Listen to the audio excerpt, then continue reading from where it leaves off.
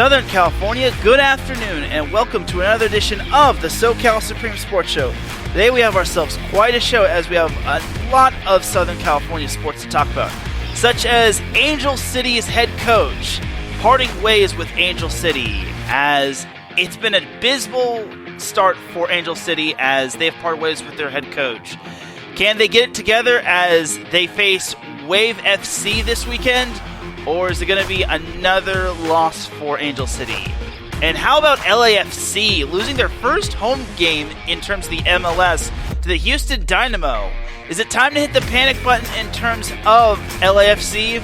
Or is this just another case of the CONCACAF hangover? Also, how about those Angels? They won 3 out of 4 against the Texas Rangers. Is this another case of optimism before demise, or will this optimism last until the finish line? And can the Dodgers continue to get it together as the Diamondbacks kind of lost along the way, but the Dodgers are still struggling as it is. And the Sparks won a few games here and there, but they still had a bad loss along the way. Also, we have a few SoCal sports here and there as the Padres are still trying to get their bearings together. They're still 4th in the NL West. And we have a whole lot more here on the SoCal Supreme Sports Show. This is Teran Rodriguez bringing you another edition of the SoCal Supreme Sports Show here on IE Sports Radio, your direct feed for all that is sports.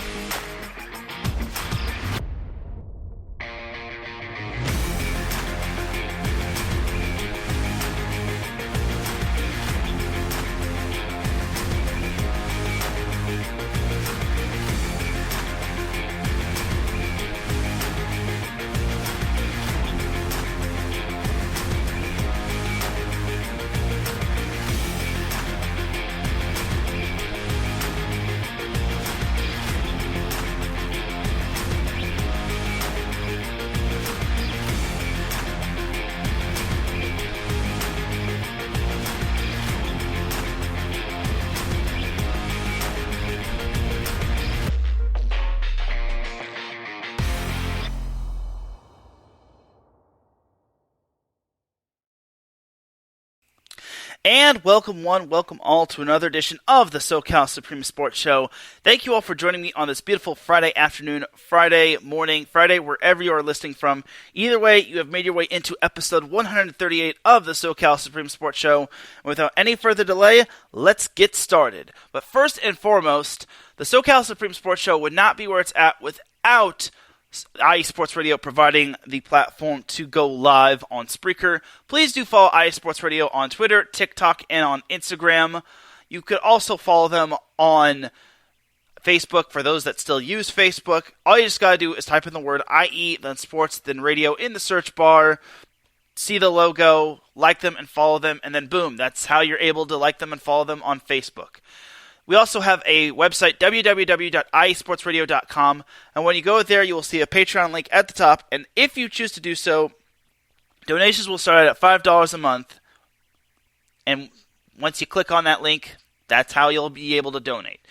This will get you a shout out from all of our shows, including this one, and higher tiers include IE Sports Radio merchandise, access to ISRU, the podcasting university of IE Sports Radio, and even a chance to be featured on a segment of our flagship show, The Defining Moment with Larry B. Because for the past 9 years and counting, IE Sports Radio has been bringing you amazing content, ranging from interviewing legendary athletes, coaches, and other authorized media personnel, to building tailor-made shows dedicated to all major sports days around the country.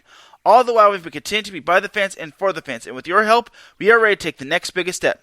Thank you to everyone for all of your support and for making IE Sports Radio your direct feed for all of that sports. We are currently up to 31 shows, as we have shows all across the world, ranging from shows from Pittsburgh to New York/New Jersey to Kansas City to Las Vegas to Washington/Seattle to the DMV, Delaware, Maryland, Virginia, Philadelphia, Boston, the list goes on and on. And shout out to our Patreon supporters, Bay Area Raised Apparel, Key to the Gate, Marcus Losgreat, and a donor that wishes to remain anonymous. With all that said and done, let's do this. As Larry B pops in the chat room, he says, here for the SoCal. And Cale Henderson says, what's up, Teran? I see San Diego State is trying to leave the Mountain West. Where are they going? So that is something I did not actually talk about in the introduction. So that is something I will actually go over right now. So San Diego State actually did file a leave for the Mountain West Conference, and that's quite interesting, and it just popped up like about, let's say, 20 or so minutes ago. Okay, about an hour or so, as San Diego State gave the Mountain West written notice this week that the school intends to resign from the Mountain West Conference. SDSU asked the Mountain West for a 1-month extension given unforeseen delays involving other collegiate athletic conferences beyond our control. So here's the thing for San Diego State. Where would they go? Would they go to the Big West Conference? Would they go to the Pac-12? I mean, that's probably the most ideal conferences, just because the Big West is probably ideal for it. Maybe the West Coast Conference, just because it's got its little rivalry with San Diego. So I think either West Coast Conference, Big West Conference are its two most ideal conferences. And I feel maybe Pac-12 could also be good, but you have to factor in all its other sports that it's good at as well. Can it be good in the other sports like women's soccer and basketball, women's and men's basketball and women's volleyball and whatnot? So honestly, I think baby steps for the time being. I think for the time being, I would maybe say West Coast Conference, maybe Big West Conference. For me, I think West Coast Conference is more realistic. And honestly, why not make the San Diego State rivalry more of a big-time rivalry and have it more of a true traditional thing? But time will tell. So I can't really say where they're going, so I can't speak on where they're actually going, but that's kind of an idea on where they might go. So that's an idea, but honestly, I just can't traditionally say where they might go. It's just an idea of where they might go. Maybe the WAC conference, the Western Athletic Conference, but all in all, but that conference only has one Southern California team, being a CBU, California Baptist. So that's just my idea. So that's pretty much that for that San Diego State news right there. I would be interested to see them leaving the Mountain West Conference for another conference. My thing is, for football, where would they go in terms of football? Because there is no Big West Conference or West Coast Conference in football, and they obviously can't go elsewhere. Would San Diego State be independent if they left football in terms of the Mountain West, or would they just go to a different conference, like maybe the Pac-12 or someplace else? Or would they just stay in the Mountain West Conference in terms of football? Kind of like how Hawaii is in the Mountain West Conference for football, because there's no Big West Conference for football. So just a lot of questions that need to be answered. So we'll see what happens going forward. But again, it's a time will tell process, and again, we don't know what's going to happen with San Diego State. It's just a little process that they've given their little pink slip or their 1 week notice or 1 month notice. But I am interested to see where they might go. But that is that for San Diego State putting in their notice of leaving the Mountain West Conference. And if they don't leave the Mountain West Conference, so be it. But if they do, then we'll be keeping tabs on where they might go. So there is that right there. So let's jump on over to the actual sports at hand. Let's jump on over to the MLS as, man, it was such a rough week. Well, actually, no. Let's jump on over to Sunday. Well, actually, no. I'll save Sunday for later. There were no matches. There were no notable matches on Sunday, but Larry actually mentions the Pac-12. Now, Pac-12 could be realistic, but can the San Diego State actually do good against Stanford and Oregon State and Cal in like other sports? Not just like football, but we'll see. But let's jump to some MLS as it was such a horrible week for LAFC. They actually suffered their first home loss in MLS play. Now, they obviously lost to Lyon in the CONCACAF finals, but this actually last Wednesday actually marked their first loss in MLS play at home to the Houston Dynammo, as they lost again to the Houston Dynammo. They lost last Saturday to the Houston Dynammo 4-0, but that was in Houston. But Larry B kind of makes a great point. LAFC is just going through a rough patch, and I think it's kind of the case of the CONCACAF Finals hangover. And obviously they've kind of gone through a 3-match winless streak in terms of the MLS. And I guess if you want to count the CONCACAF losses, that's a 5-match winless streak. But for LAFC, they lost to the Houston Dynamo on Wednesday at the BMO Stadium 1-0. That's their first home loss in MLS play. So that's rough right there. So the good news is for LAFC is that they're still in the top 3 of the Western Conference. But the bad news is that San Jose and Dallas are right at their heels. And they're right on the heels of Seattle and St. Louis, which, again, I'll talk about St. Louis and the Galaxy a little bit later. So for LAFC, again, they are going through a rough patch, and they just have to just hit the reset button. But every match is basically coming right at them so quickly. I don't think they're going to get a whole lot of rest, as they have another match this Saturday as they have to hit the road to play Kansas City or Sporting KC, which, I mean, Sporting KC is not good, but they're progressively getting better. They're now 9th, and if I recall correctly, Sporting KC was amongst one of the worst teams in the West, and now they've progressively gotten better and better. So for Sporting KC, it's certainly not going to be a walk in the park, but it's certainly not going to be... It shouldn't be too difficult. They're not on the level of Houston. But LAFC just cannot underestimate Sporting KC. So as of right now, they've gotten 2 days off, and they're probably using one of those 2 days for travel, and then they're probably going to use the other day, which is probably today, for practicing and preparing for Sporting KC. And then tomorrow, which is when they play Sporting KC, that's when they're going to try to possibly get back into the win column, just because their last 5 matches that they've played, including the CONCACAF tournament, includes loss, loss, draw, loss, loss.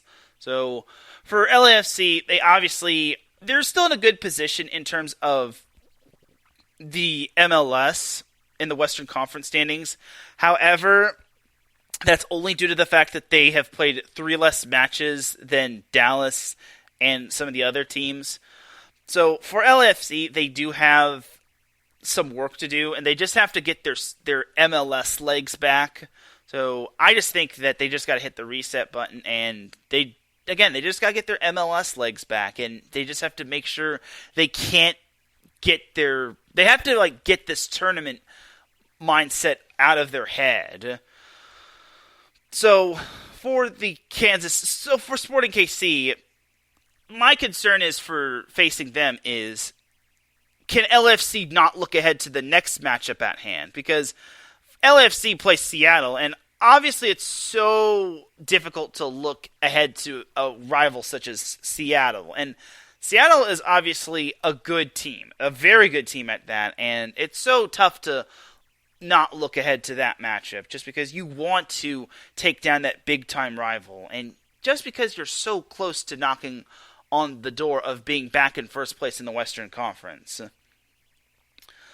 But overall, for LAFC, they just have to take it one match at a time, and they just have to get past this tough, rough patch. And then to close out the month of June, they play Vancouver, which is nipping at the heels of making the Western Conference playoffs, or the playoffs in general, and not making the playoffs. I know it's a little early to talk about playoffs and whatnot, but if the playoffs ended today, Vancouver would actually make the playoffs, and they would draw Seattle in the first round. Meanwhile, LAFC would actually draw Houston in the first round, and believe it or not, despite Houston posting back-to-back wins over LAFC, they actually have a negative goal differential, but it's only -1. So for LAFC, it's just all about a matter of them just getting their mind right and getting back on track and just letting go of this whole CONCACAF hangover thing. Yes, they lost in the CONCACAF finals altogether, but it doesn't mean it's the end of the world. It just means that they just won't hang another banner. Now they got to refocus on protecting their MLS Cup title. And I think it's doable that they can definitely protect their MLS Cup crown. I definitely think they are capable of protecting their MLS Cup crown and defending their title. So, yeah, we'll see what happens. But overall for LAFC, that's kind of where they're at right now. They're in third place, tied with Dallas and San Jose with 26 points. 2 points back of Seattle, and then 3 points back of St. Louis. As for the Galaxy, they face Kansas City on Wednesday as they don't have another match. They've kind of had 10 days off, and they don't have another match up until Wednesday. And then they close out the month of June on Saturday against Colorado. So we'll see what happens with the Galaxy going forward. Larry says, playoffs? You want to talk about playoffs? We just want to win a game. Well, Colorado is now the new worst team in the MLS. I mean, they and the Galaxy both have 13 points, but the Rapids both have the worst record. But the Rapids now have the worst record in the MLS. So Colorado has now snatched the new worst record and the new worst team in the MLS right from the noses of the Galaxy. So June 24th is the June 24th match between the Rapids and the Galaxy is probably going to be played on the Hallmark Channel or maybe on some sort of forgettable channel. So yeah, I'm just saying, I don't think people are going to want to watch that, but we'll see what happens. So, yeah, Larry says, LA Galaxy and Colorado are both at the bottom regardless of who's worse. They both suck. Yes, it's going to be the battle of the bottom. So, I like that little matchup right there. So, that is that for some MLS talk. So let's talk about the WNBA let's try not to forget about them as I almost did last episode.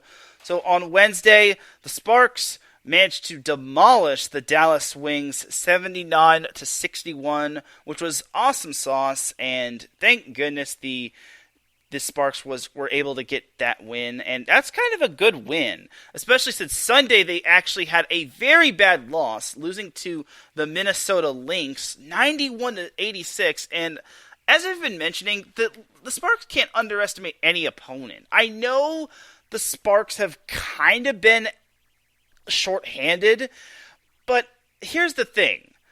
The Sparks were up, 11 with about 100 seconds remaining, and then Minnesota went on some crazy late run to erase an 11-point deficit to win 91-86. And I'm like, bro, what? What? I'm sorry. That's unacceptable, dude. You can't just lead by 11 with 100 seconds left and then lose by 5. I'm just sick right there. And what's worse is that I know it's on the road, but Minnesota has one win on the season. You can't do that, man. I'm sorry, but that's just unacceptable. I know it's any given night, but come on. That loss is just as bad as the Seattle Storm loss when they had a 21-point lead. It's really bad. And the Sparks, I know they have players popping in and out of the injury list, but this is unacceptable to say the least. So, yeah, Larry says, who are they? The Falcons? Yeah. Falcons, maybe the Chargers? I don't know what I'm watching here. Sometimes they'll have really good wins, against the Wings and the Sky, and then they back it up with losses to, the Storm and the Lynx. So it's a very confusing process. As tonight, the Sparks are actually back at it with another Commissioner's Cup game against the Minnesota Lynx. But this time, they will be at the Crypto.com arena, as the Sparks will have that luxury of playing against Minnesota. This time they better not lose. They have the luxury of being out on their own home court, and this time they cannot actually lose that one. As for the matchup against Dallas, Derica Hammy actually led the way for the Sparks with 23 points, while Nneka Ogwumike had 20 points and 10 boards, which is pretty good. Chine Ogwumike did not play for the Sparks as she had a foot injury, and then also Leishia Clarendon was also out with the foot injury as well. And unfortunately, Lexi Brown is going to be out tonight for the Sparks as well. So this is not good for the Sparks. So Lexi Brown is out with I want to say some sort of injury. So the Sparks are basically shuffling their lineup every single night. And it's very concerning. So I really want the Sparks to be healthy for the most part. But it seems like they just can't seem to basically be at that moment. So we'll see what happens. Sunday's matchup is going to be a whole lot tougher as the Sparks host the Connecticut Sun. And that's going to be really tough. Then Tuesday, the Sparks host the Minnesota Lynx. So that's possibly 2 out of 3 winnable games right there. And then next Friday, the Sparks have another Commissioner's Cup game against the Dallas Wings. So that's possibly 3 out of 4 wins, but the Sparks just have to take it one game at a time. And they just need to get healthy as possible. I mean, obviously, the whole Katie Lou Samuelson being on the pregnancy list thing is basically something that they can't control, but it is what it is.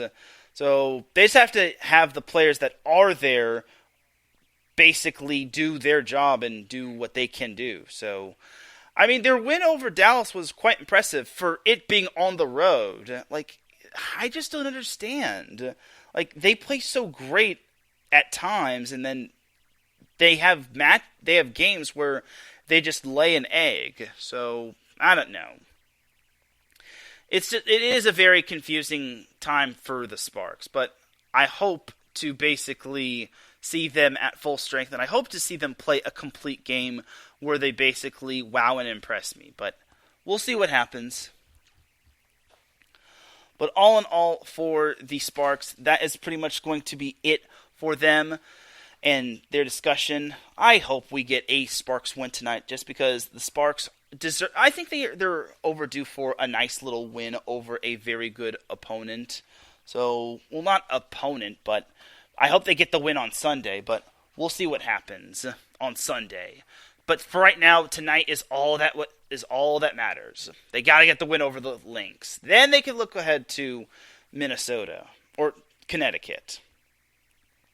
All right, that'll do it for the WNBA. Let's discuss some NWSL. All right, so unfortunately for Angel City, their coach has unfortunately been dismissed, as their head coach has been dismissed after an abysmal start, after a horrible start to the season. And yeah, it's not all her fault, but you can't really blame her though. And sadly, Freya Coomb has unfortunately been fired, as the statement from Angel City FC said, Angel City Football Club has parted ways with head coach Freya Coomb effective immediately. Freya assumed the role of leading an expansion club with some of the most ambitious goals in all of sports, and embraced this immense responsibility head-on with strength, patience, and humility. After considerable deliberation and evaluation of where the team is in the season, which is near the bottom of the NWSL standings, Angel City FC has made the difficult decision to make a change. The club is grateful for Freya and her hard work and unwavering commitment. She will forever hold an undeniable, I think that's how it's pronounced, place in Angel City's history. Assistant coach Becky Tweed will act as interim head coach until a permanent replacement is announced.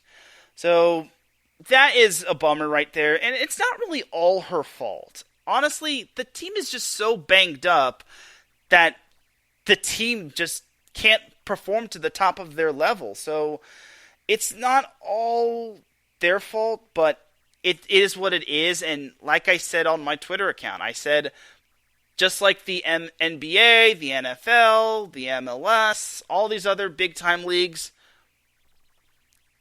it's a business. The NWSL is no different. So unfortunately for Freya Coomb, I wish her the best going forward, but it is so sad and unfortunate that she got the boot. And she actually released a statement. First and foremost, thank you to Angel City Ownership Group and Club for the chance to help build something so influential on and off the field. We showed the world what happens when people properly invest in women's sports. To the fans, I am immensely grateful for your tremendous support both in the stadium and the community. Your passion has truly set a new bar for women's football. Finally, to the players and staff, it's been a pleasure to work with you, and I wish you all the health, happiness, and success for the season and everything beyond. Freya Coomb. So that is basically her little statement right there, and I in a sense, I feel so horrible for her because she didn't ask for Angel City to be near the bottom of the NWSL standings. It's not all her fault. I really think that Angel City has a lot of potential, and having Alyssa Thompson is definitely something that of a plus.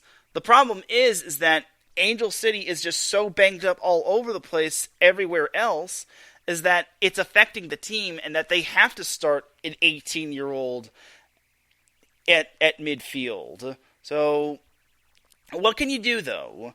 So it's just tough times for Angel City, and it's kind of like it's not really like the decision of the Galaxy firing their president, Chris Klein, because everyone was calling for Chris Klein's head ever since the beginning of last year. But for Alyssa Coomb, or for Freya Coomb, I will say this. I feel she should have been. She should have probably been. She should have stayed until the end of the season. And if that had happened, I think maybe, hence the word maybe, she should have been reevaluated. And then at the end of the season, they probably would have said, all right, here's the decision we're making. Goodbye, or we'll keep you on, but you have to make use of next season, otherwise we give you the boot. So unfortunately for Angel City, they made the difficult decision to basically give her the boot and fire her, and it's unfortunate, but it's a business, and the NWSL is basically shows no mercy, and Angel City wants to see great results. And unfortunately for Angel City, it kind of shows, it just sadly shows within the record of Angel City. It's not all on Freya Coomb, as look at Angel City's win total. They have the lowest win total of all of the NWSL teams. It's not all on Coach Coomb.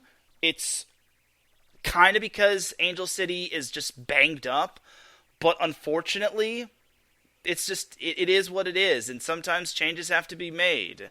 If I'm Angel City, though, I'm reevaluating the strength and conditioning coach and the team doctor of making sure every player on the team is healthy. So we'll have to see what happens with Angel City going forward. But for Angel City, they made that decision a couple days ago, and again, sadly, it is what it is, and I hope she does land on her feet again.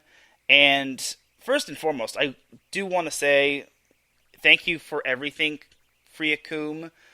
I will also say this: make sure you change your header on Twitter, because it still says head coach at Angel City FC. So, but I do wish her the best going forward, and at least Angel City kind of took accountability to firing a head coach, unlike the Chargers, which Larry B put in the chat room. So back to Angel City. Their next matchup is actually against Wave FC, which is San Diego, which for San Diego, they have not played ever since they tied against Louisville, which they play against Angel City. So for this matchup, Angel City has nothing really to play for except for pride and to try to climb up into the NWSL standings. And my thing is, Angel City is playing with house money here, and they're playing on the road, so they have nothing really left to lose.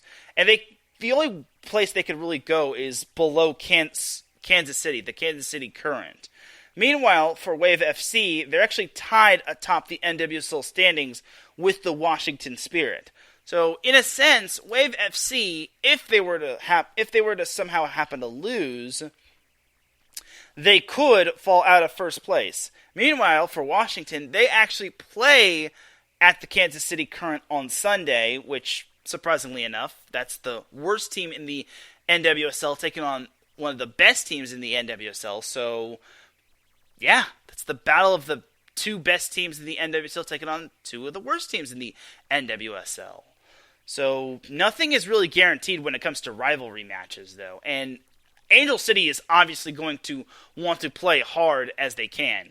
And even Wave FC has not looked invincible at home. It's funny because San Diego has actually they haven't played as great as they've played on the road. They haven't played as great at home as they've played on the road. Their last 4 games on the road have been shutouts, which I find hilarious. Whereas their last few games at home have not really been all that great. Which I find rather interesting, if you ask me, but I don't know. It must be a San Diego thing. But what can you do when it comes to Wave FC? I mean, the last time they played at home was against OL Reign in group stage play, where they got spanked 3-0. But that was in the NWSL Cup. But what can you do?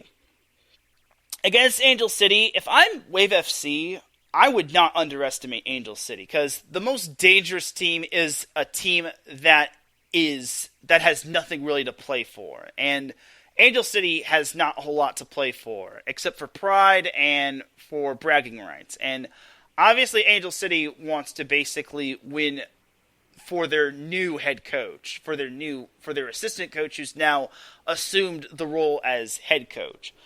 But for Wave FC, to stay in first place, they have to win the games they must win. They have to beat the teams that they have to beat. They can't afford to take anyone lightly. So, and the next 2 games are at home, which is kind of their big test.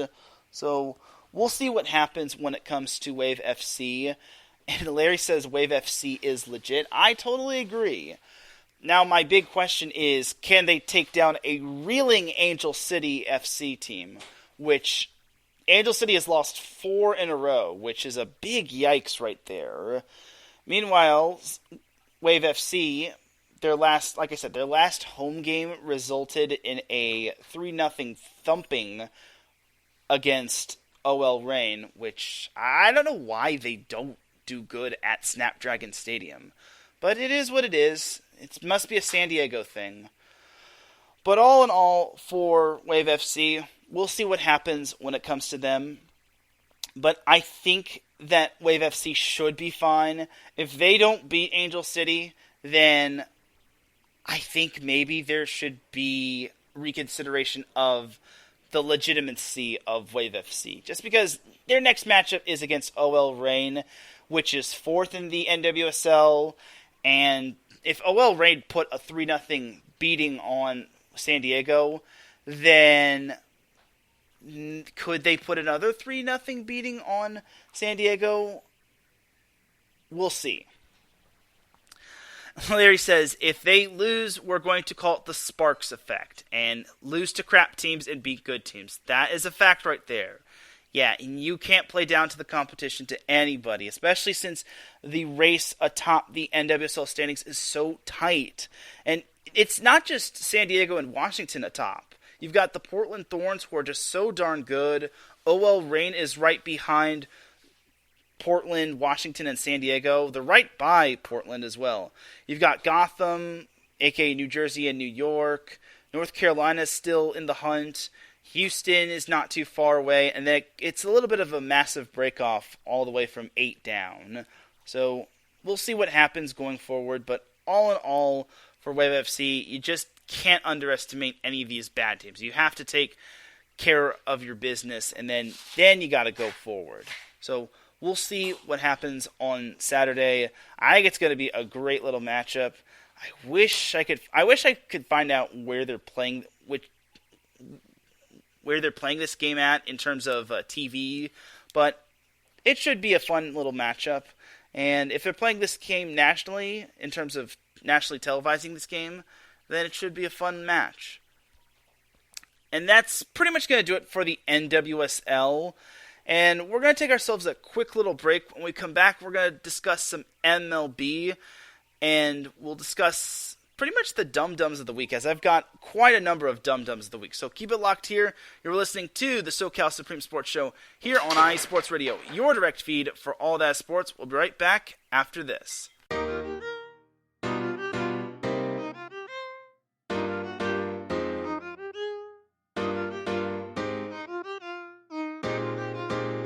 Well, what is up, Carolina Nation? This is John Felipe of the Carolina Cast, of course, the podcast of, by, and for the Carolinas, right here on IE Sports, your direct feed for all that is sports. And I'm reminding you to tune in Fridays at 7 p.m. Eastern for the latest in Carolina sports, whether it's the Panthers that keep on pounding, the fly natures of the Hornets, the storming Hurricanes, the battle of the Blues with Duke and UNC, the fight of the Clemson Tigers, or the amazing atmosphere of any Carolina college. I'm talking App State, I'm talking ECU, I've got you covered.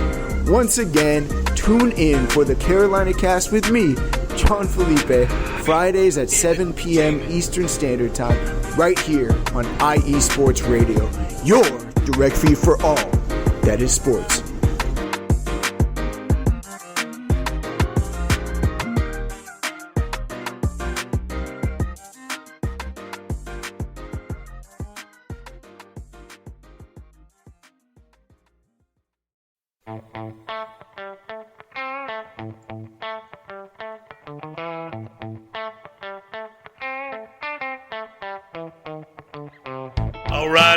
All right. Welcome to AZ Sports Daily. I'm your host, Kiernan Daly, bringing the heat to Arizona sports. There's no discrimination here. We're going to talk about every sports team, professional and college. The show is all about you, the listener. I'm here to entertain you. Are you not entertained? Is this not why you are here? It's going to be fun, high energy. You may not agree with what I say. That's okay. Let me hear you. Let's talk about it. Join me every Wednesday, 8 p.m. Pacific Standard Time, right here on AZ Sports Daily. That's AZ Sports, Daily, and at IE Sports Radio, your direct feed for all that is sports. What's up, sports fans? You're listening to IE Sports Radio, your direct feed for all that is sports. I'm your favorite West Coast Wisconsinite, Bernie Bango, and if you're a cheesehead, come listen to my show, Big Cheese Sports, where we road trip around America's Dairyland, previewing, reviewing, predicting, debating, and digging into all that is Wisconsin sports at the college and pro levels. Join me on IE Sports Radio, Sundays at 1 p.m. Central Standard. Bernie out.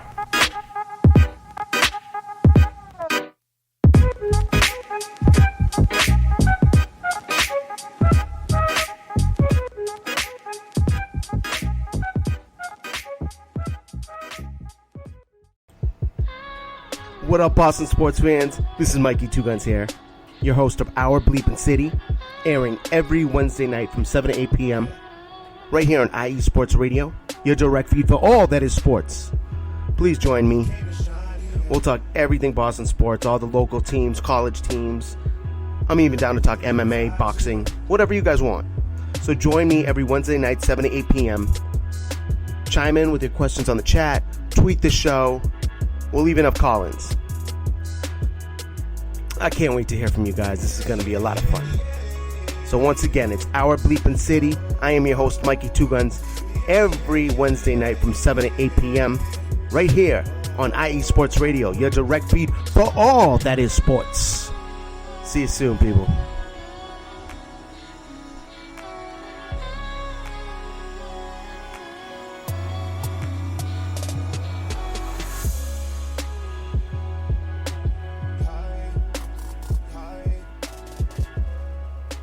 Back with segment number 2 of the SoCal Supreme Sports Show here on IE Sports Radio, your direct feed for all that sports. Definitely check out all of our amazing shows, such as the Carolina Cast with John Felipe. That will be going on later today at 4 p.m. Pacific Time, 7 p.m. Eastern. Also check out AZ Sports Daily with Kieran Daly every Wednesday at 8 p.m. Pacific Time. He does a great job. He's had a great past 2 shows. Also, check out Big Cheese Sports with Bernie Bango, going live every Sunday at 11 p.m. Pacific Time, 1 p.m. Central. Also, check out Our Bleepin' City with Mikey Two Guns every Wednesday at 4 p.m. Pacific Time, which kicks out a lot of Wednesday shows. But let's go on to the second half of the SoCal Supreme Sports Show. Sorry about the early commercial break. My stepdad was kind of basically in the background trying to get some stuff, but it's all good. All right, so Larry B popped into the chat room. He said, please skip the Angels. And you know what? I'm not going to skip the Angels. I'm actually going to go right into the Angels. I'm sorry, Larry, but that's actually perfect segue to go into the Angels. So the Angels actually have seen a lot of good success. So this past weekend, they actually won 2 out of 3 against the Seattle Mariners. Last Friday, they beat them 5-4 in dramatic fashion, which they almost pooped the bed, but they managed to save their best baseball for last. And they almost gave the game away, but they were able to pull out the win in dramatic fashion. But they backed that up with a sad 6-2 loss. But then on Sunday, they beat the Mariners 9-4, which made me happy. Then on Monday through Thursday, they had a 4-game series against the Texas Rangers in my brother's neck of the woods, a.k.a. Dallas-Fort Worth. As the first game was such a long game, and oh boy, this was a 12-inning game, and I don't know how the Angels managed to pull this one off, but they managed to win this game 9-6. They were walked 9 times, which I don't know how that happens. Normally the Angels lose games like this, and eventually their bullpen manages to lose games like this. But apparently the Angels have one of the best bullpens and the best ERAs in the league, as they have the best ERA with 1.80, which I was not even aware of, which blew my mind. So the fact that they don't have a better record makes me wonder, why do they have the best ERA? They have the best ERA in the league, yet they have a not so good record. What's wrong with this picture? Anyway, so the Angels managed to win on Monday 9-6 in 12 innings on the road. So against one of the better teams in the MLB. So on the road, mind you. Woo!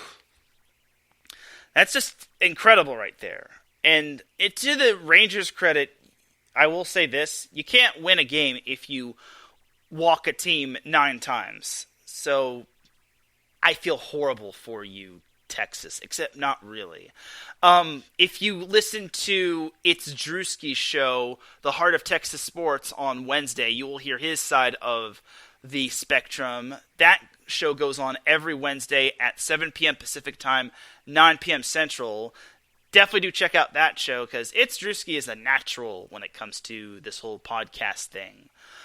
But on Tuesday, the Angels managed to beat the Texas Rangers 7-3, which I was very surprised that the Angels managed to cap off not one, but 2 3-run innings, as they managed to cap off a 3-run, 6-run, or a 3-run 6th inning, and then a 3-run 9th inning, which basically was the dagger for the Rangers right there. And suddenly the Angels earned at least a split in the series. And I'm just like, where's this Angels team been all these years? I'm just blown away by this. But then on Wednesday, the Angels kind of came crashing down to earth as they lost to the Rangers 6-3. And of course they had to lose to Andrew Heaney, the former Angel.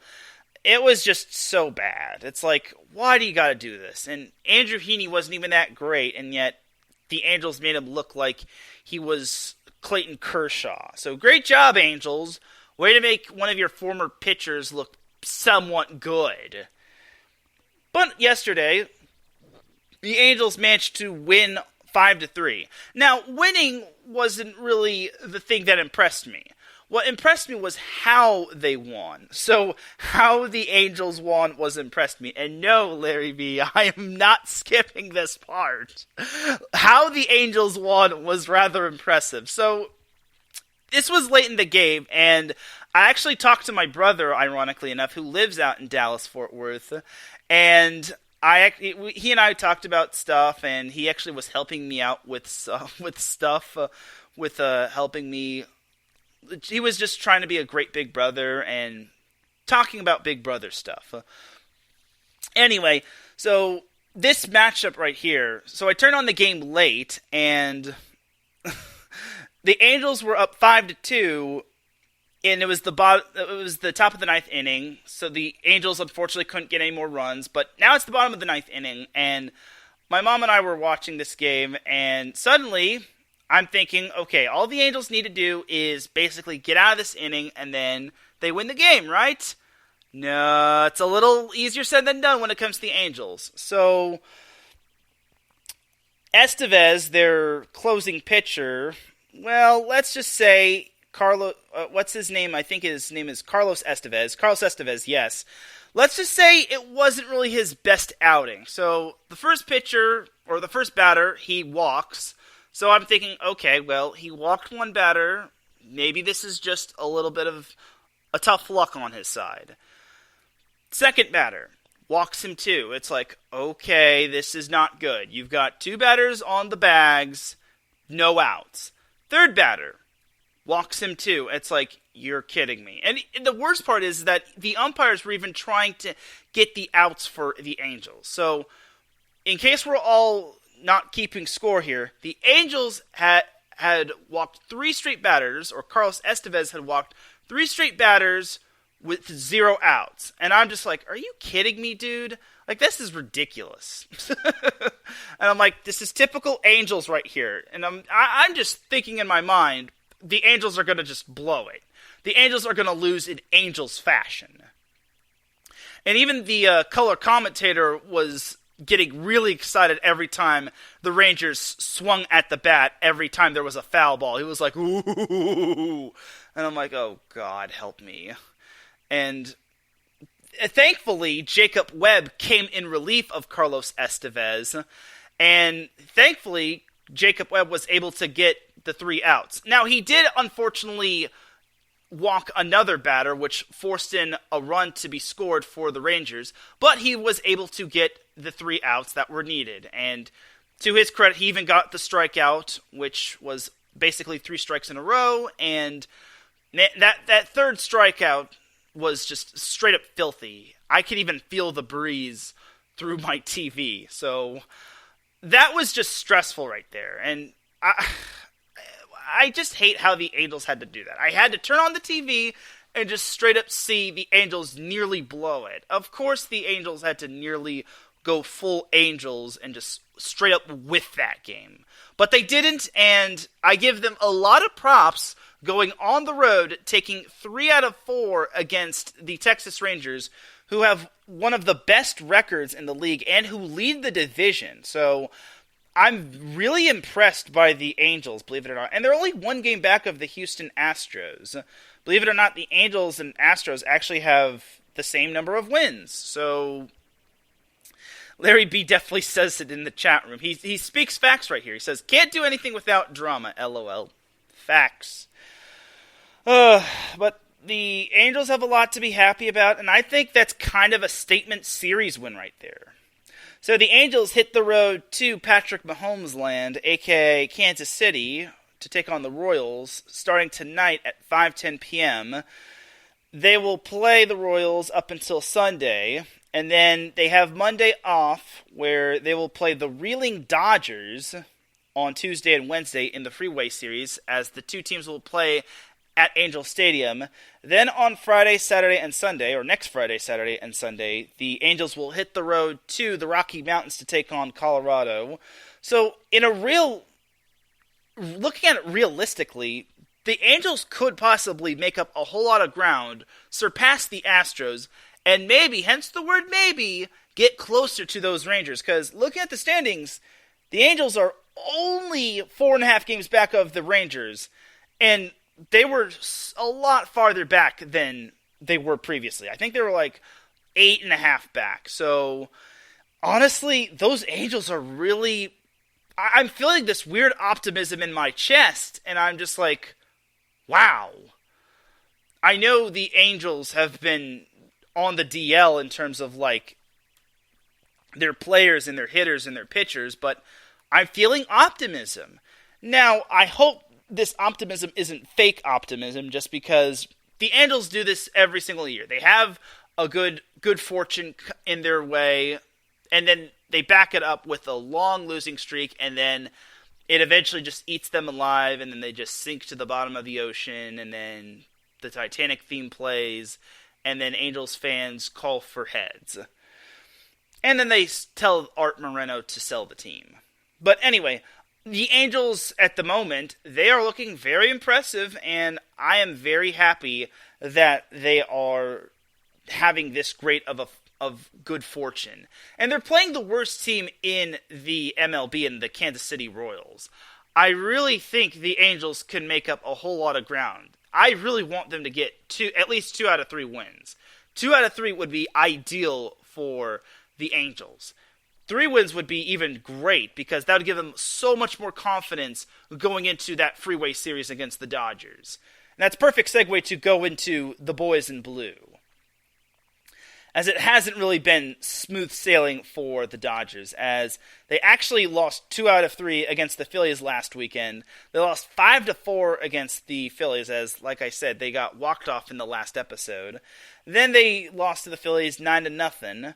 No, they beat the Phillies 9-0 on Saturday, and then on Sunday they lost to the Phillies 7-3, which was just unacceptable. But after Monday off, they managed to get their mind right, and they beat the Chicago White Sox in impressive fashion. They took 2 out of 3 against them. They beat the White Sox 5-1 on Tuesday. They lost to the White Sox 8-4 on Wednesday.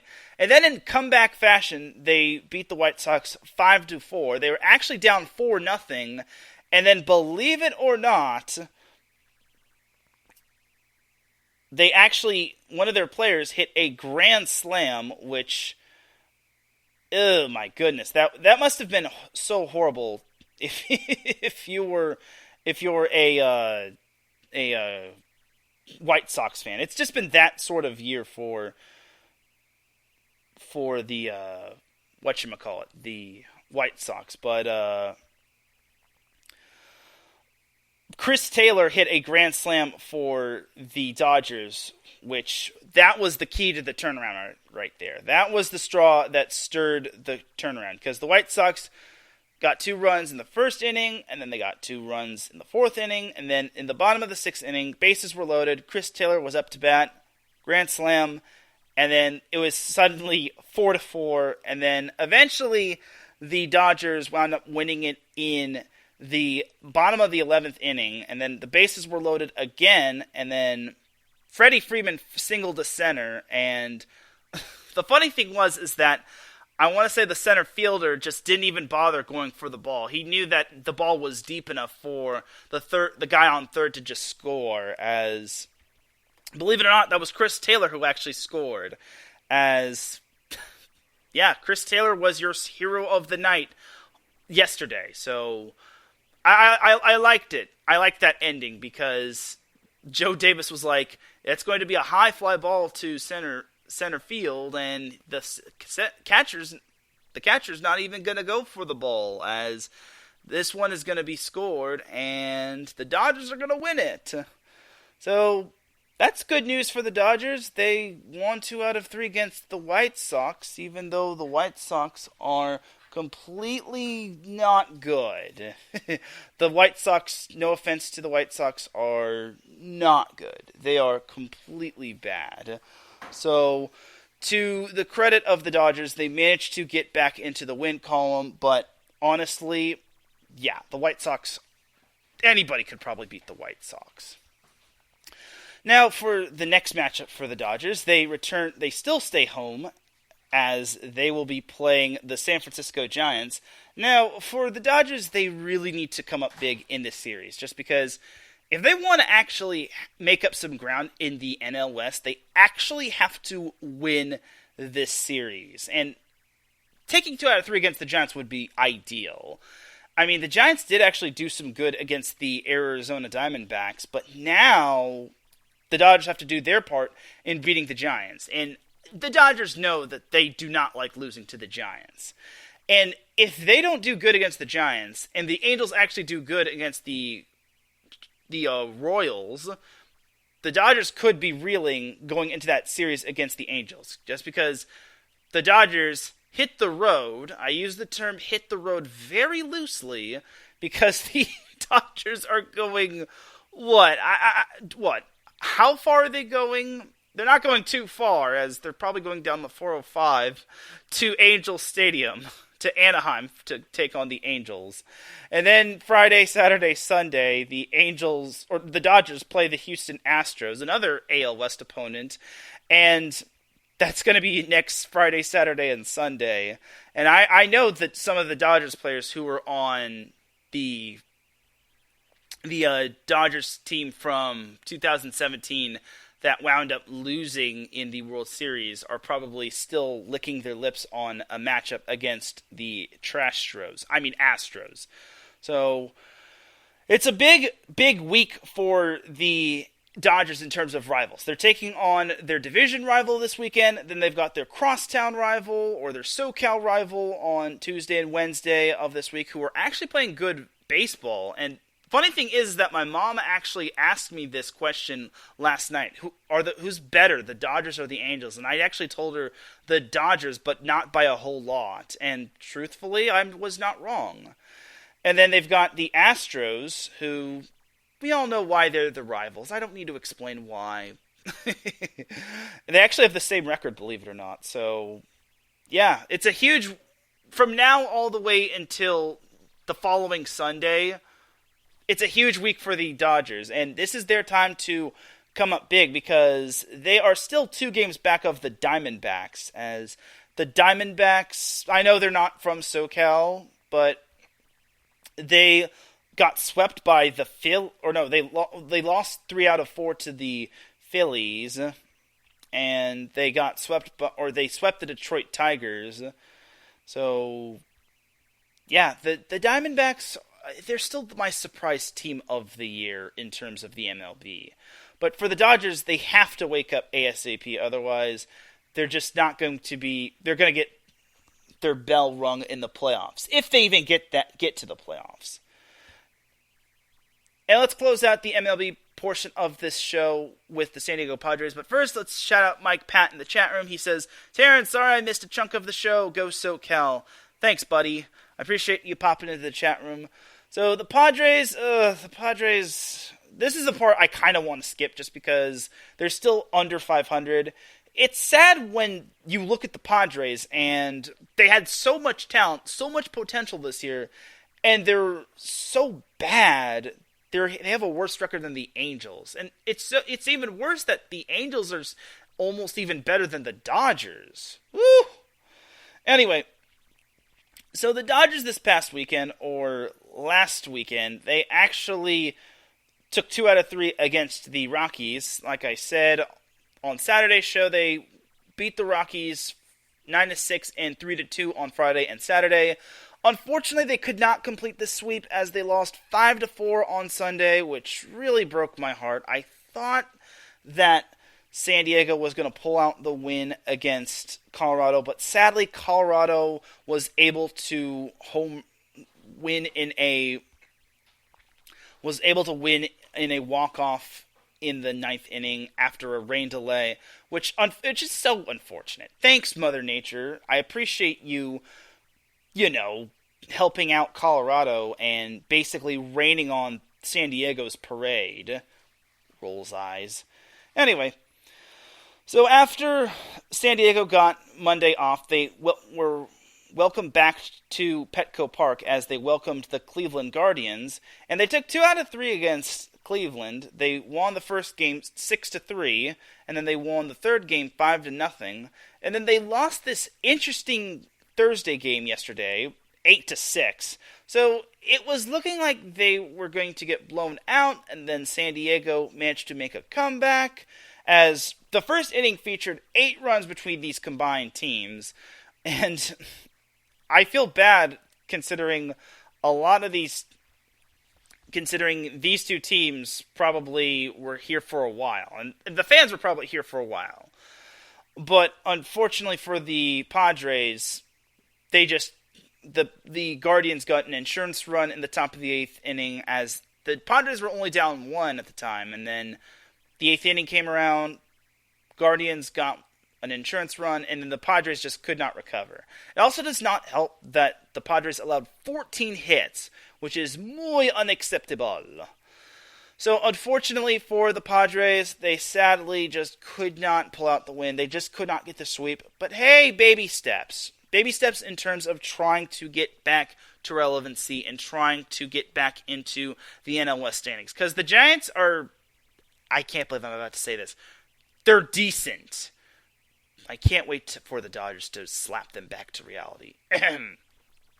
Anyway, so the Padres are back at it as they welcome the Tampa Bay Rays, who are the only team who has 50 wins, and believe it or not, Tampa Bay actually is I think they're the fastest team to 50 wins in terms of number of games played. Oh my gosh. Fastest team to 50 wins in terms of the MLB. Oh my God. As they welcome the Tampa Bay Rays this weekend to Petco Park. And then on Monday all the way through Thursday, the Padres hit the road to San Fran to take on the Giants. And then on Friday, Saturday, and Sunday, the Padres head back to Petco Park to take on the Nationals. So for the Padres, this is going to be one tough week. Obviously against the Rays, which are really good. And then you've got an improved Giants team. And then it kind of slows down when you take on the Nationals, but even that's not a guaranteed win. But for the Padres, I will say this.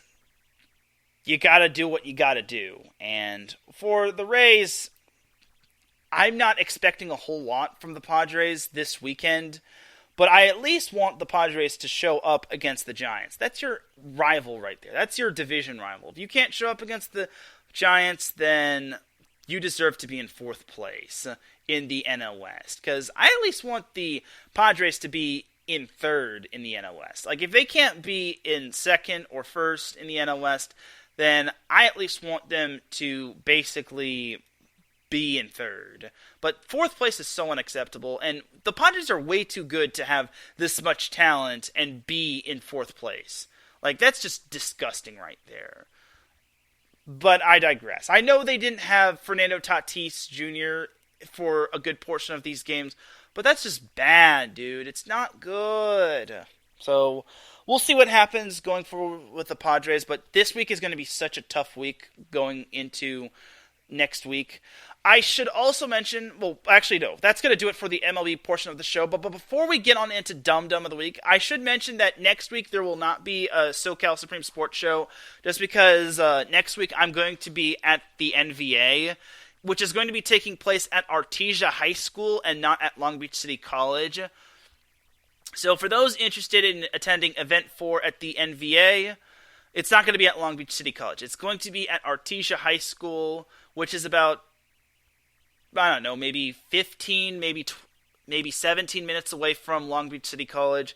But either way, unfortunately, I will not be having a SoCal Supreme Sports Show next week. Maybe I could have it. Oh, wait, no, I work on Thursday. I was going to say maybe I could have it on Thursday, but I work on Thursday, so I don't really see a point of having it. And I can't really have it on Wednesday just because, well, there's a lot of shows going on. So, yeah, no SoCal Supreme Sports Show next week. So, I'm sorry, y'all, but it's just unfortunate. But that's going to basically do it for the MLB portion of the show. But now we got to get on into Dum Dum of the Week. So, the Dum Dum of the Week is a segment of my show which goes out to anyone or an organization that does something dumb or says something dumb. Anyone can get this award. No one is safe from this award, as basically whoever says or does something dumb is going to get this award, and no one is safe from this award. And last week I had 3 Dum Dums of the Week award, and I actually almost had 4, but I was blanking on the last one. But this week I have 6 Dum Dum of the Week awards. So the first one was actually the one that I missed. Alright, so I've basically said this a lot on Dum Dum of the Week. If you mess with my IE Sports Radio family, you are going to get put on Dum Dum of the Week. I don't give a crap who you are. You mess with my IE Sports Radio family, you are on Dum Dum of the Week, no matter who you are. And I don't know who this person was, but this person decided to impersonate one of my IE Sports Radio family members. And that family member, and the person who, the random person on Twitter that this person managed to impersonate was Patty Back. So, I don't know what had happened, but apparently, I guess Patty was doing like a giveaway, and then I apparently saw that someone was impersonating Patty Backs, and I was like, oh, heck no, dude. You can't just impersonate Patty Backs. And this person did not do a good job of impersonating Patty. This person did a horrible job of impersonating Patty. First of all, their spelling was horrible. Second of all, they didn't put a good link. Third, your positivity wasn't even remotely close to Patty's. And fourth, you weren't even close to impersonating Patty. So, first of all, dude, never, ever, ever try to impersonate my friends. You impersonate my friends, you're on Dum Dum of the Week. You do anything with my IE Sports Radio family, you are on Dum Dum of the Week. I do not give a flying frick who you are. You are on Dum Dum of the Week. And to this person who impersonated Patty Backs last week, you are this week's Dum Dum of the Week, and you should be ashamed of yourself, my guy or girl or whoever impersonated Patty Backs. You're so dumb. You are really dumb. For real.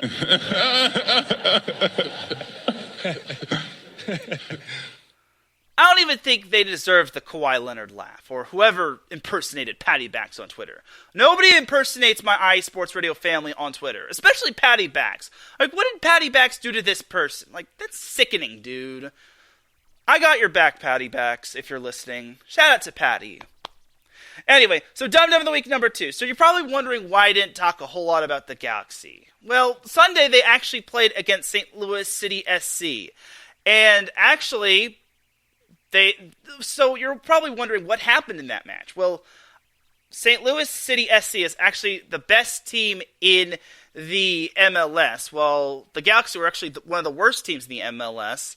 And believe it or not, that matchup was probably projected to be a blowout. I was not expecting the Galaxy to win. And St. Louis scored the first goal. It was 1-0. And it was like in the 88th minute that the Galaxy actually scored.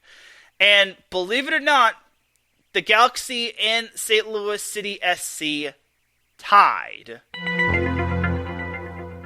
You're hearing that right.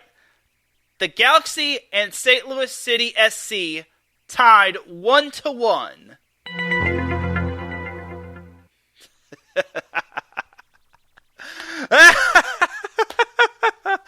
St. Louis City SC tied the Galaxy.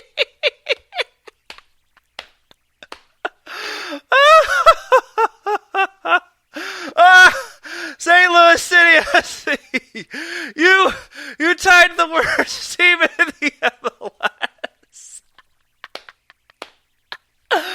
I know MLS can be unpredictable. I know soccer can be unpredictable, but that's bad, dude.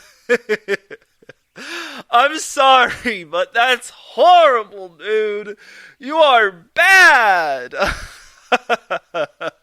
I give credit to the LA Galaxy for tying, but man, St. Louis City SC, you straight up stank.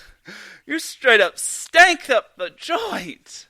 You tied against the worst team in the MLS. I'm sorry, but that's unacceptable. Like, how do you mess that up on your home turf?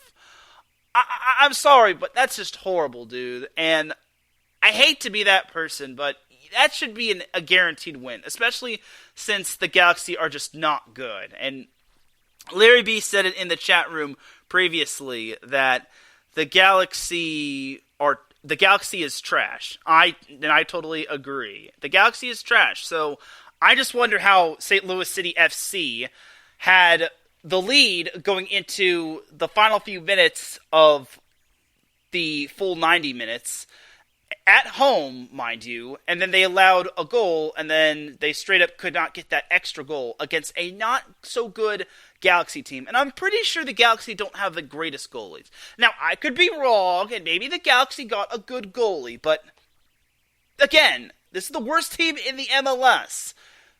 I don't get how St. Louis City SC, the best team in the MLS, straight up lost to them on their home turf. I'm sorry, but I'm just perplexed by this. So, St. Louis City SC, I hate to do this to you, but you're this week's Dumb Dumb of the Week, numero dos. You're so dumb. You are really dumb. For real.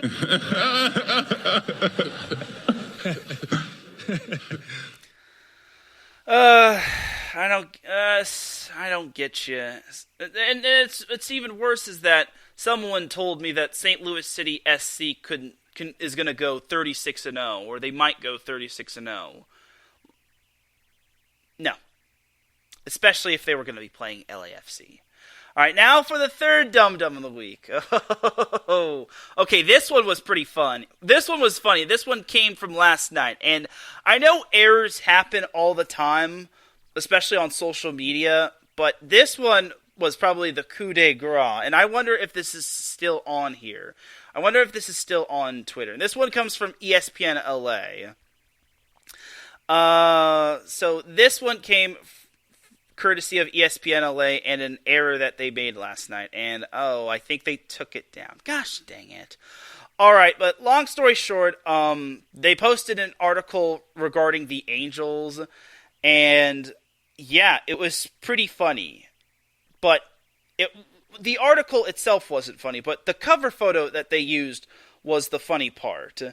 As, ironically enough, they used instead of using the Angels logo, they actually used the Arizona Diamondbacks logo.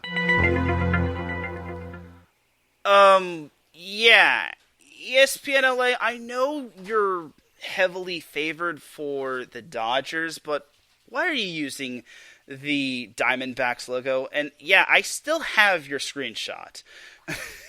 You can't hide from me, ESPN LA. You still have what goes on the internet stays on the internet. Even though you deleted it, it's still it's still saved in my phone. And ESPN LA, you basically done messed up. And Oh, ESPN LA. I know people make mistakes. We're only human, but this is a bad mistake, dude. You can't just put the Arizona Diamondbacks logo on an Angels story. Like, that's just bad, dude. So, I hate to tell you this, ESPN LA. I love y'all, but you're kind of this week's Dum Dum of the Week numero dos. And don't get me wrong, ESPN LA is cool and all. I love the people that are there. I think they're really chill people. But this is a bad mistake. Whoever your Twitter person is, you might want to reevaluate them or teach them what is the correct logo of the Angels instead of actually putting the Diamondbacks logo. Like, how do you make that mistake, dude? And why is a Diamondbacks logo in your photo files and not an Angels logo? Like, what in the world, dude? Like, come on, man. Like, that's bad. You are so dumb. You are really dumb. For real.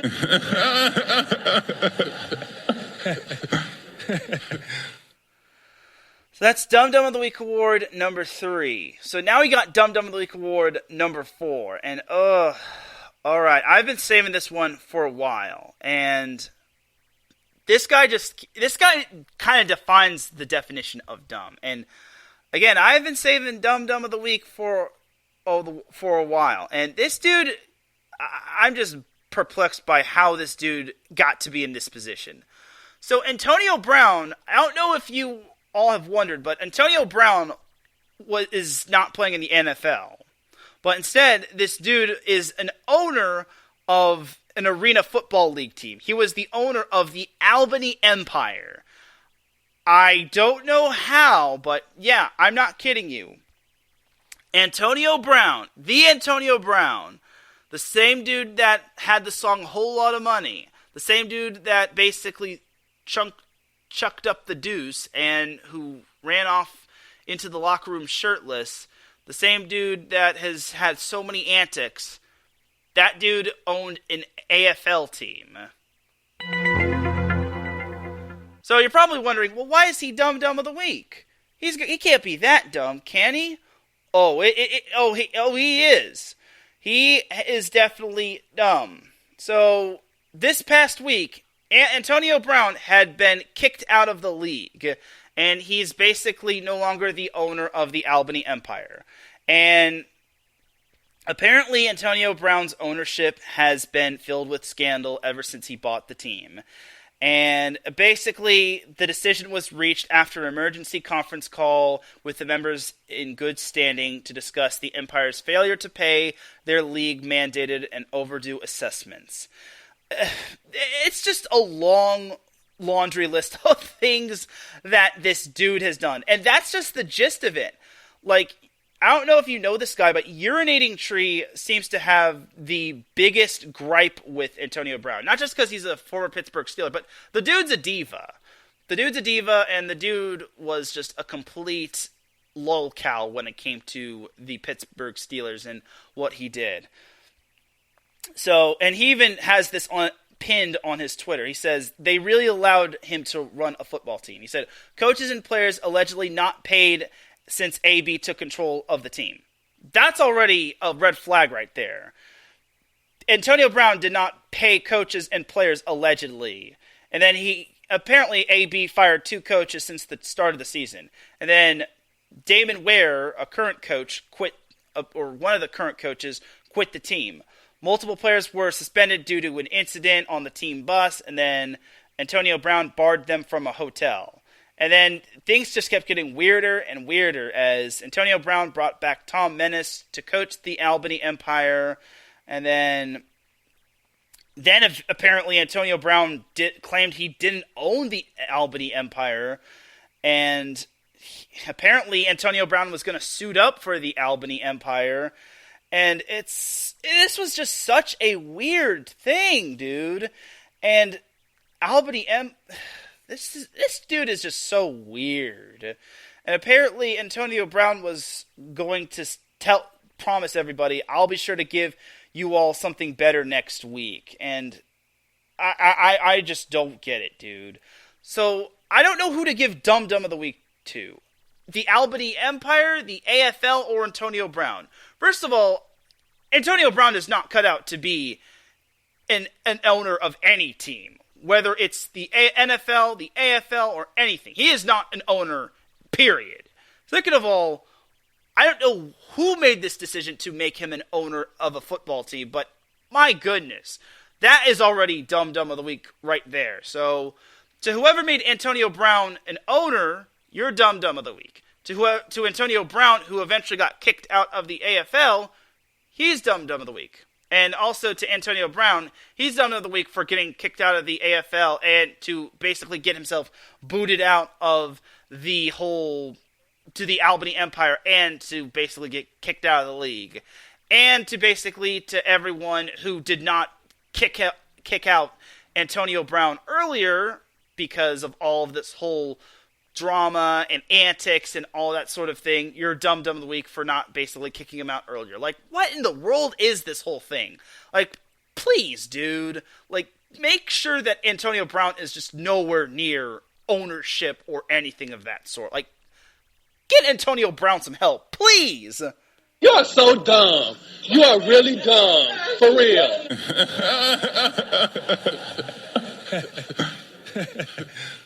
I don't even think Kawhi should be laughing at that, because that's just straight up disturbing of what happened with Antonio Brown. And I said there was going to be 6 dum-dums of the week, but I'm going to tone it down to 5, because I don't think one deserves to be dum-dum of the week. But the last one, okay, so apparently this happened last week, and oh my goodness, this guy right here. So I like Colin Cowherd. He's one of the more respectable TV personalities. I mean, but this guy said something really, really, really, really funny last week. Really funny and yet really dumb. So last week he said, I went back 50 years to 1963. Let me say that again. Colin Cowherd said, and I quote, I went back 50 years to 1963. Keep in mind, we are in the year 2023. Now, he might have forgotten to carry the 1, but maybe he forgot that 1973 existed, but Colin, that's not 1963. Maybe he meant to say 73, but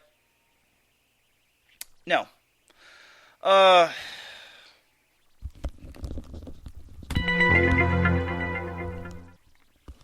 I'm done. Nope, I'm done. We're ending the show right there. Nope, I can't do this. I cannot do this. Like, I'm just kidding. But why? This isn't the first time he said this. He said back on July 18th, 2019, I've been watching football since 1972. That's over 50 years. On July 18th, 2019. That's not 50 years, Colin. Please do me a favor and stop putting 50 years into your mouth. You can't add correctly in terms of 50 years. Just please stop putting 50 years in your mouth. It's not adding up correctly. Just please stop. Oh, all this is adding up to you being dumb of the week. That is your simple addition and subtraction. I just couldn't believe what I saw. Oh my God, Colin Cowherd. Like, I just couldn't believe this. Like, I guess 1963 is the new 1973. But maybe math wasn't his specialty back in school, but dude, I just am so perplexed by this. It's like, how do you mess up 50 years in terms of math? Oh my goodness. Like, I just don't understand. Never change, Colin Cowherd. Never change. But, jokes aside, that's not right, dude. Like, you gotta do your math better. And even if you have to write it out, even if you have to show your work, it's much better than doing your math incorrectly. If you at least got to show your work and just basically just do it correctly. So I'm sorry, Colin Cowherd. I like you and all. You're pretty cool. I like how you defend Justin Herbert and all. But honestly, you're this week's Dumb Dumb of the Week award, number 5. And honestly, fooled me once, shame on you. Fooled me twice, nah. You are so dumb. You are really dumb. For real.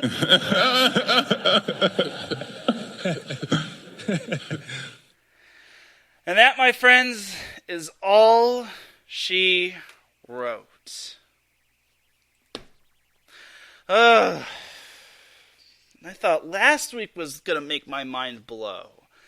This week we had people impersonating people on Twitter. We had best teams in the league tying with the worst teams in the league. We had famous websites posting the wrong logos of teams. We have mental people with the wrong mindset running leagues. We have people not doing their math correctly on air. Like, what are we doing, dude? But on that note, before I lose my sanity and before my brain turns into a scrambled egg, that's going to do it for this week's episode of the SoCal Supreme Sports Show. And before my brain turns into a fried egg, for that matter, it's high time we get on out of here, because I got me a dog to watch. Yeah, dig? Thank you, everyone, for tuning into the SoCal Supreme Sports Show. I really do appreciate everybody tuning in. If you listen live, I appreciate you. If you listen on the playback, I appreciate you. If you listen at work, I appreciate you. If you listen at any time, any place, anywhere, I really do appreciate you. Shout out to Larry B, Mike, Pat, and Cale Henderson in the chat room. I really do appreciate you. It means a lot that you all tune in. And for those that listen on the playback, you are greatly appreciated. Once again, no show next week as I will be at Artesia High School for event number 4 of the NBA. Also keep a lookout for UCLA men's hoops as they will be playing Purdue next season before they head off into the Big Ten along with USC. Just a quick little tidbit right there. But for everyone here at IE Sports Radio, this is Teran Rodriguez signing off. You all have yourself a great rest of the evening. Please be safe. Please be healthy. Please do your math correctly. Please don't let Antonio Brown run your team or run any sort of league. Or please fact check everything. Please, like I said, please show your work. Please don't post the wrong logo of a team. And please don't impersonate my IE Sports Radio family on Twitter, because if you do, I will come and find you and I will put you on Dumb Dumb League. I will see you all on Monday for Set Point. But until then, have a great weekend. And just remember, SoCal is for SoCal. Peace!